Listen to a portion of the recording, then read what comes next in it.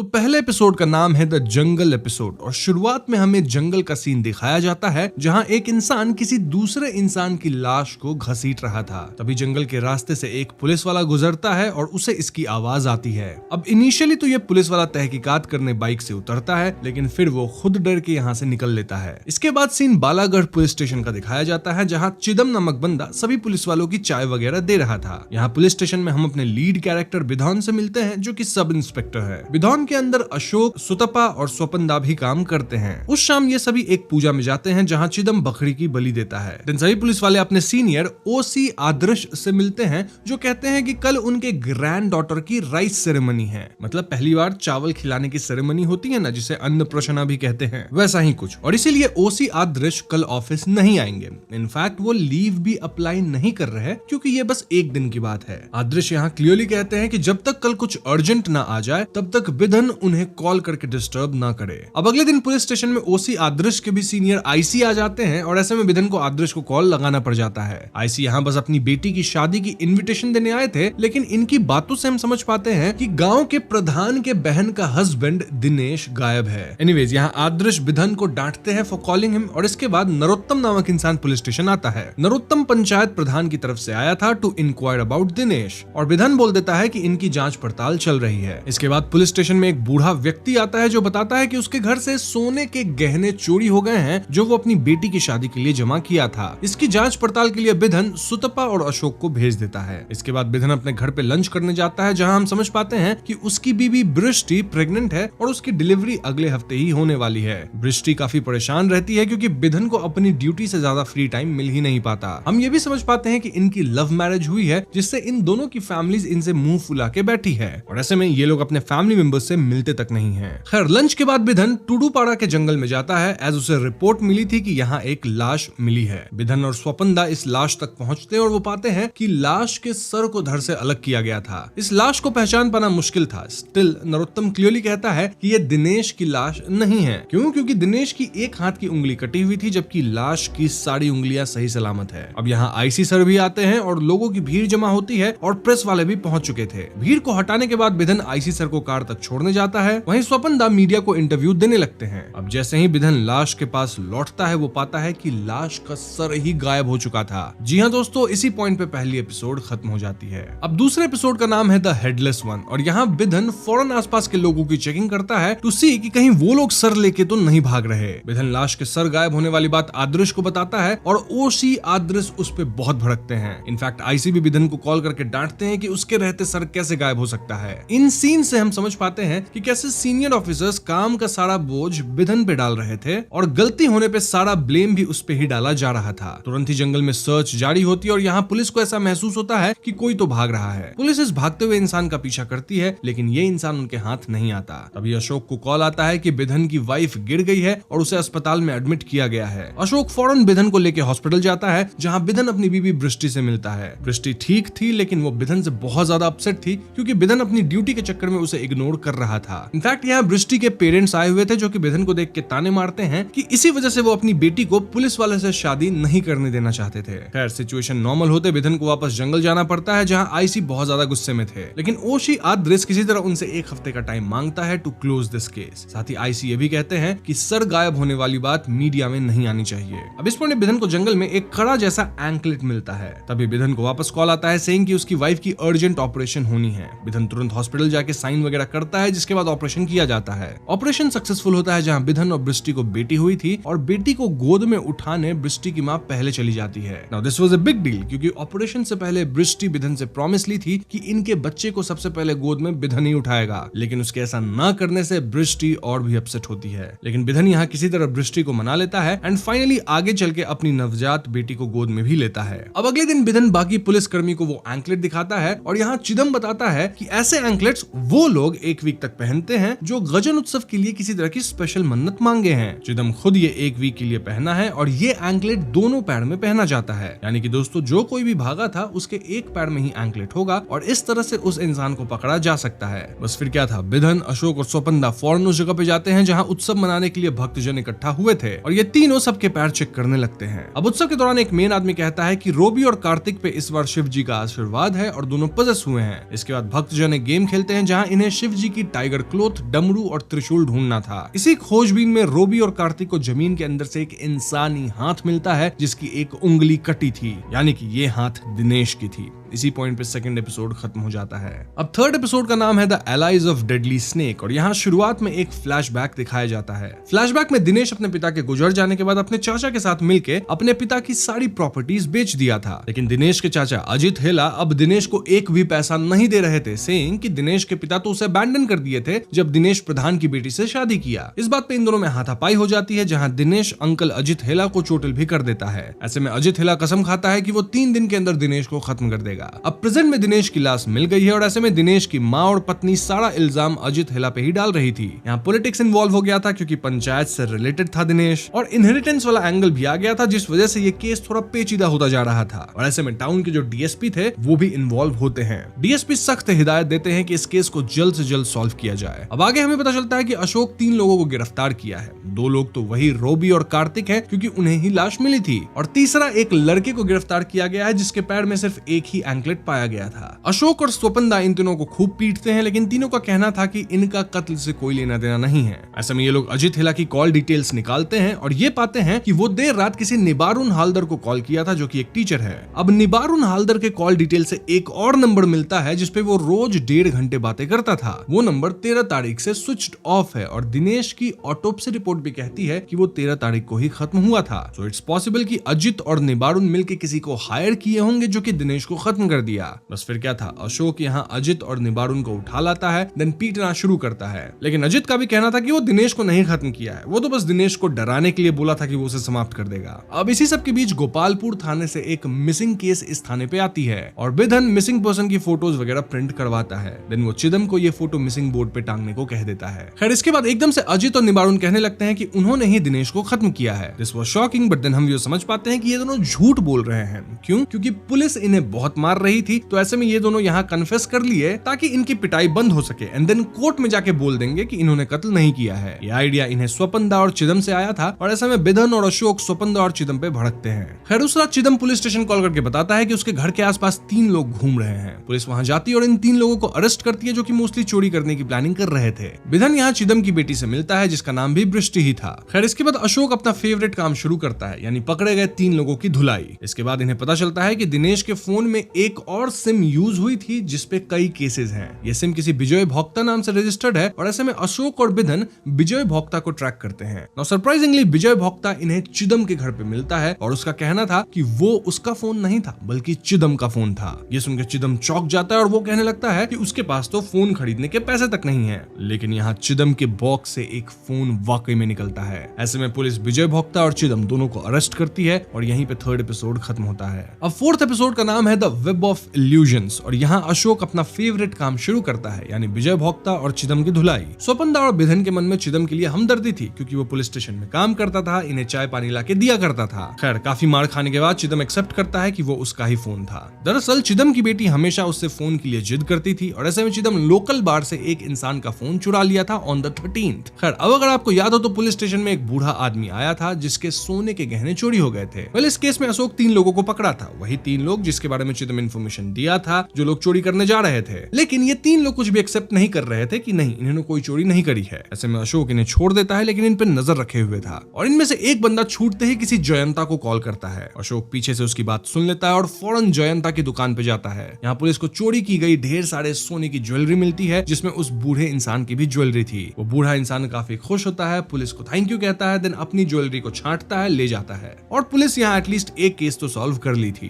तभी नरोत्तम वापस दिनेश वाली केस को लेकर सवाल जवाब करने आता है और बिधन नोटिस करता है कि उसके गले में एक स्पेशल गोल्डन पेंडेंट थी। ये वही पेंडेंट थी जो कि बिधन जयंता के चोरी किए गए गोल्ड वाले स्टैश में भी देखा था। नरोत्तम बताता है कि दिनेश भी ऐसी पेंडेंट पहनता था, उसकी फैमिली में सब लोग पहनते हैं, यानी हो ना हो कातिल जरूर दिनेश की वो पेंडेंट जयंता को बेचा होगा। ऐसे में जयंता को फौरन वापस बुलाया जाता है एंड देन इस पेंडेंट के बारे में पूछा जाता है। जयंता बताता है कि संक्रांति के दिन एक आदमी उसको ये पेंडेंट बेचा था। ऐसे में तुरंत जयंता के दुकान की संक्रांति के दिन वाली सीसीटीवी फुटेज निकाली जाती है और यहाँ उस आदमी का चेहरा क्लियर दिख जाता है जो कि पेंडेंट लेके आया था। यह आदमी और कोई नहीं बल्कि चिदम था। जी हाँ दोस्तों, अशोक तुरंत ही चिदम को पीटना शुरू करता है। वहीं बिधन चिदम से प्यार से इस बारे में पूछता है। चिदम फाइनली कहता है कि वो बिधन को सब कुछ बता देगा। चिदम बताता है कि दिनेश उसके घर किसी काम के सिलसिले में आया था और चिदम अपनी पत्नी झुमुर को दिनेश के लिए चाय बनाने बोला। झुमुर यहाँ दिनेश को फॉर सम रीजन लाइन दे रही थी। अब घर पे दूध नहीं थी, इसलिए चिदम दूध लाने गया, लेकिन जब वो वापस आया तो दिनेश और झुमुर एक दूसरे के साथ इंटीमेट हो रहे थे। इस बात से चिदम को धक्का लगा और वो दिनेश को यहाँ से जाने को कहा। अब इस घटना के कुछ दिन बाद चिदम और दिनेश फिर से साथ में दारू पी रहे थे, जब दिनेश चिदम की बीवी झुमुर के बारे में उल्टी सीधी बातें बोलने लगा। लाइक वो बहुत ज्यादा सुंदर है, चिदम उसे कैसे पटा लिया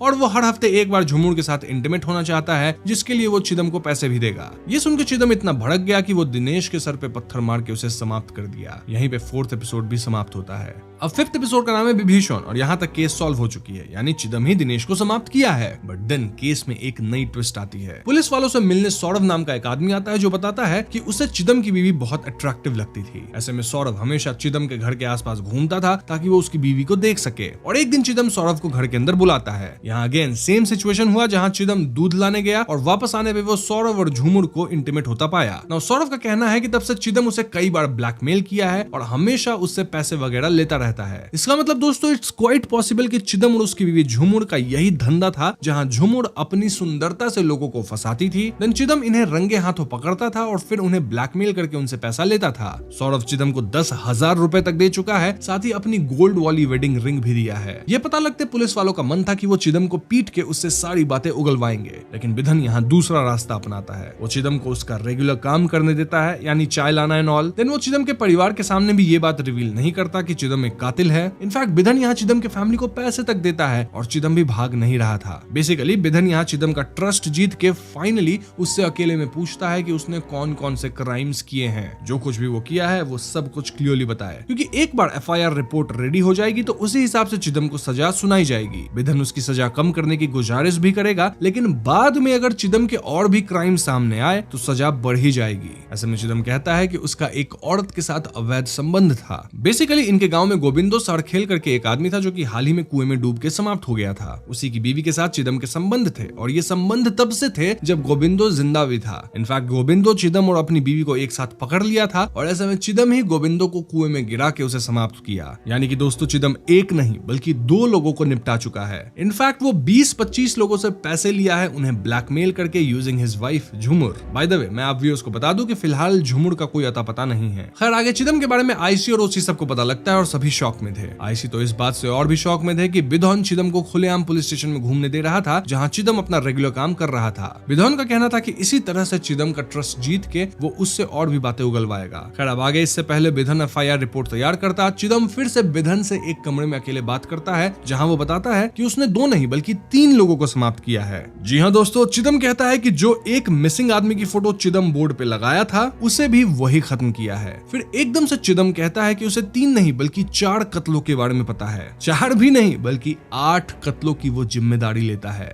यहाँ चिदम 8 लोगों का नाम बोलता है और दोस्तों ये 8 लोग वही थे जिनकी मिसिंग वाली बोर्ड पे फोटोज लगी थी विद नेम्स। अगर आप चाहो तो इस सीन को पॉज करके 8 लोगों के नाम पढ़ सकते हो। बिधन तुरंत जाके ये बात सभी पुलिस वालों को बताता है और सभी ये सुन के शॉक में थे। पुलिस वालों के हिसाब से चिदम विभीषण की तरह है, जहाँ वो पुलिस स्टेशन में ही काम करता था और वो 8 लोगों को निपटा चुका है। अभी तो इस एपिसोड का नाम विभीषण है, इनफैक्ट सीरीज का भी यही नाम है और 5th एपिसोड यहीं पे खत्म होती है। अब 6th एपिसोड का नाम है द ट्रायल बाय फायर और यहाँ बिधन चिदम को छोड़ देता है ताकि वो मंदिर में जाके पूजा कर सके। दरअसल चिदम ऐसा मन्नत रखा था कि जिस दिन वो अपने गुनाहों को कन्फेस कर लेगा उस दिन वो पूजा करने जाएगा। अब सभी पुलिस वाले परेशान थे क्योंकि बिधन चिदम को खुलेआम बाहर जाने दे रहा था और ऐसे में चिदम भाग भी सकता था, लेकिन बिधन को भरोसा था कि चिदम नहीं भागेगा। मोरओवर भले चिदम फ्रीली घूम रहा था लेकिन पुलिस वाले लगातार उसके पीछे थे। यहाँ से चिदम बिधन के घर पे भी प्रसाद वगैरह पहुंचाने जाता है और वो आराम से ये सब करता है विदाउट हार्मिंग एनीवन। बिधन की वाइफ को भी हार्म नहीं करता। अब इस पॉइंट पे ADSP भी इस केस में इन्वॉल्व हो गए थे और वो चिदम पे हाथ उठाने जाते हैं, लेकिन बिधन उन्हें रोकता है। ऐसे में एडीएसपी बिधन पे भड़कते हैं और उसे फायर करने की धमकी देते हैं। नाउ यहाँ आता है एक और ट्विस्ट। एडीएसपी के सामने चिदम कहने लगता है कि वो एक भी कत्ल नहीं किया है और वो ये सब कन्फेशन इसलिए किया क्योंकि पुलिस वाले उसे पीट रहे थे। यानी कि चिदम को अपराधी साबित करने के लिए पुलिस वालों को चिदम के खिलाफ सबूत ढूंढना होगा। बिधन आईसी को बताता है कि चिदम 9 लोगों को मारा है, 8 गायब हुए लोग और 1 दिनेश। वो सिर्फ 1 फुट गहरी कब्र खोदता है क्योंकि अगर पुलिस को बॉडी मिल भी गई लेकिन बॉडी का हेड नहीं मिला तो कुछ भी प्रूव नहीं हो पाएगा। एंड सिंस बॉडी का सर अब तक मिसिंग है, अगर आपको याद हो तो गायब हो गया था वो सर, तो ये लोग प्रूव नहीं कर पाएंगे कि चिदम ही कातिल है। अब दोस्तों ये सारी बातें प्रेस का एक आदमी सुन लेता है और वो पेपर में, न्यूज में, हर जगह ये बात छाप देता है, लीक कर देता है कि पुलिस के पास से बॉडी का सर गायब हो गया है। ऐसे में ये केस पब्लिक में आ जाती है और सभी बिधन को स्केपगोट बना के उसे सस्पेंड कर देते हैं। दूसरी तरफ अशोक अपना फेवरेट काम कर रहा था, यानी चिदम को पीटना, लेकिन चिदम अपना मुंह नहीं खोल रहा था। इनफैक्ट चिदम तो भागने की भी कोशिश करता है लेकिन पुलिस वाले उसे पकड़ लेते हैं। इस पॉइंट तक पुलिस वालों को समझ आ गया था कि चिदम सिर्फ और सिर्फ बिधन के सामने ही अपना मुंह खोलेगा क्योंकि बिधन ही उसे बहला फुसला सकता है और कहीं ना कहीं उन दोनों की बॉन्डिंग अच्छी है। ऐसे में सस्पेंडेड बिधन को अनऑफिशियली केस पे लाया जाता है और वो चिदम को आजाद करता है। बिधन चिदम को डॉक्टर के पास ले जाता है, उसे खाना खिलाता है और उसके घर तक भी उसे लेके जाता है। यहाँ एक पॉइंट पे चिदम के पास बिधन के बाइक को लेके भागने का मौका था और यहीं 6th एपिसोड खत्म हो जाती है। नाउ 7th एपिसोड यानी फिनाले एपिसोड का नाम है रिस्टोरेशन ऑफ धर्मा और यहाँ हम समझ पाते हैं कि भले चिदम के पास भागने का मौका था लेकिन वो नहीं भागा। इसके बाद चिदम और बिधन बैठ के बातें करते हैं जहाँ ये अपने घर परिवार के बारे में बात करते हैं, मोस्टली अपनी बेटियों के बारे में। बिधन कहता है कि फिलहाल वो सस्पेंडेड है और अगर उसे बॉडी का सर नहीं मिला तो उसकी नौकरी भी चली जाएगी। ये सुनकर चिदम अपनी कहानी बताने लगता है कि कैसे वो बचपन से मोटी बुद्धि का था। इनफैक्ट वो स्कूल तक कंप्लीट नहीं किया। ऐसे में घर के लोग उसके भाई की इज्जत करते थे लेकिन उसकी कोई इज्जत नहीं करता था। वैसे उसका भाई भी जॉबलेस ही था और एक दिन उसका भाई एक लड़की को शादी करने के लिए घर ले आया। घर में सभी लोग खुश थे लेकिन तभी उसके भाई की एक्सीडेंट हो गई जिसमें उसका भाई चल बसा। तब घर वाले उस लड़की की शादी चिदम से करवा दिए और यही लड़की थी झुमुर। फिर चिदम को झुमुर से बेटी भी हुई लेकिन एक दिन वो झुमुर के पास महंगी फोन देखा। अब ये लोग तो इतना महंगा फोन अफोर्ड कर नहीं सकते थे, तो ऐसे में चिदम को पता लगता है कि उसकी बीवी पैसे, जेवर और कीमती चीजों के लिए दूसरे मर्दों के पास जाती है। चिदम इस आपदा को अवसर बनाते हुए अपनी बीवी का इस्तेमाल करके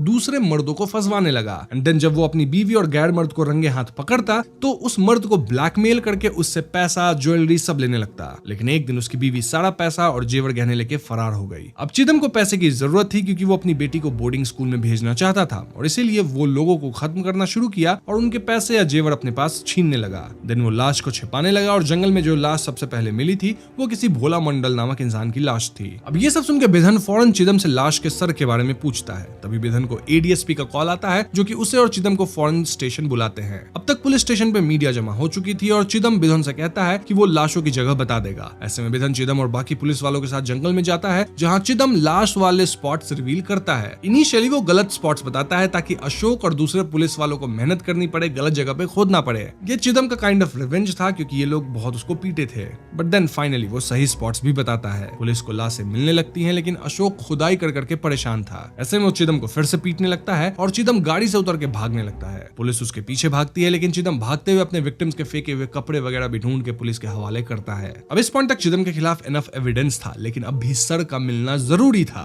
और ऐसे में उस रात चिदम बिधन से अकेले में बात करता है और वो क्लियरली कहता है कि उसे बस अपनी बेटी की फिक्र है। आई मीन चिदम चाहता था कि उसकी बेटी का फ्यूचर अच्छा रहे और उसकी बेटी कभी न जान पाए कि उसके पिता चिदम एक कातिल थे। चिदम ये भी बताता है कि उसे स्वपनदा से ही पता चला था कि अगर लाश का सर न मिले तो केस में कुछ प्रूव नहीं किया जा सकता। खैर अब अगले दिन चिदम वापस बिधन से अकेले में बात करके प्रॉमिस लेता है कि बिधन उसकी बेटी का न सिर्फ ख्याल रखेगा बल्कि बेटी को चिदम के बारे में नहीं बताएगा। बिधन प्रॉमिस करता है जिसके बाद चिदम भागते हुए फाइनली लाश के सर की लोकेशन बता देता है। जी हाँ दोस्तों, सर मिलते केस सॉलिड हो गया था और चिदम गिल्टी प्रूव भी हो गया, साथ ही सारे एविडेंस भी कलेक्ट हो गए थे। इससे बिधन का सस्पेंशन तो हटा ही, साथ ही देखा जाए तो बिधन ने एक सीरियल किलर को पकड़ लिया था जिसके लिए उसे मेडल्स वगैरह भी मिलता है for solving this case. Series के एंड में हम चिदम की बेटी को बिधन के घर पे देखते हैं जहाँ बिधन उसकी बर्थडे मना रहा था। यानी कि बिधन चिदम की बेटी को अपने ही घर पे पाल लिया है और वो अपना प्रॉमिस पूरा किया।